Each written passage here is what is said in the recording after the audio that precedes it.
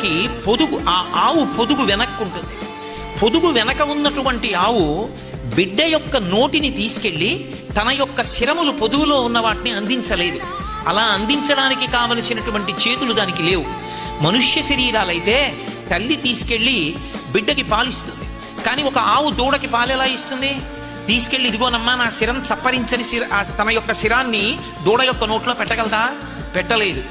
కానీ ఆయన అన్నారు, స్థితికారకత్వము విష్ణువు ఎలా ప్రవేశిస్తాడు అంటే, అమ్మ వెనుక భాగంలోంచి పుట్టినటువంటి దూడ నేల మీద పడిపోతే ఇటుపక్కకి తిరిగిపోయి నాకుతున్నటువంటి అమ్మ దగ్గర నుంచి పైకి లేచిన దూడ అమ్మ వెనక ఉన్న పొదుగుకి వేలాడుతున్న శిరముల యందు నన్ను పోషించగలిగిన పాలున్నాయని తెలుసుకుని వెళ్ళి ఆ శిరాన్ని పట్టుకుని చప్పరించడంలో ఆవు అమ్మతనం, దూడ బిడ్డతనం ఉన్నాయి. అందులో ఉంది విష్ణుతత్వం అన్నది.